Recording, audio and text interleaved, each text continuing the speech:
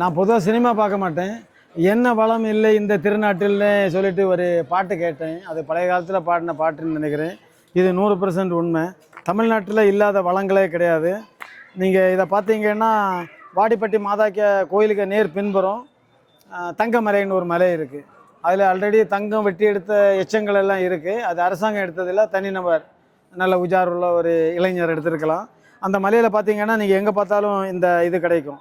இது நீங்கள் பார்த்தீங்கன்னா இங்கே பாருங்கள், இப்படி தான் உள்ளாடி கல் இருக்கும், வெளியாடி தங்க கோட்டிங் இருக்கும்.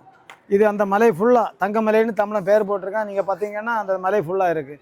பொதுவாகவே இந்த தங்க பஸ்பம் இந்த மாதிரி இன்றைக்கும் மார்க்கெட்டில் செய்கிறவங்க இருக்காங்க. இவங்க எல்லாம் தங்கம் சேர்க்கவே மாட்டாங்க. அவங்க பிள்ளைகளை பேரை தங்கம்னு போட்டுருவாங்க. முளது என்ன பண்ணுறாங்கன்னா பொன்னான் கண்ணி கீரையெல்லாம் சேர்க்குறாங்க. அந்த பொன்னான் கண்ணி அதுலேயும் தங்க சத்து இருக்குது, அதனால் பண்ணுறாங்க. அந்த மாதிரி மருந்து செய்கிறவங்களுக்கு இது மிகவும் பலனாக இருக்கும். இது நீங்கள் பார்த்தீங்கன்னா 2 கோட்டிங் தான் இருக்கும். இது ஃபுல் 100% தங்கம். இது அதனால் நீங்கள் உங்களுக்கு டைம் கிடைக்கும்போது ஒரு என்டர்டெயின்மெண்ட்டாக ஃபேமிலியாக போய் பார்க்க வேண்டிய இடம். அந்த சாமி மிகவும் பவர்ஃபுல்லு. அது பக்கத்தில் உங்களுக்கு காசி வில்வம் லட்சக்கணக்கான காயோட காட்சி தொங்குது.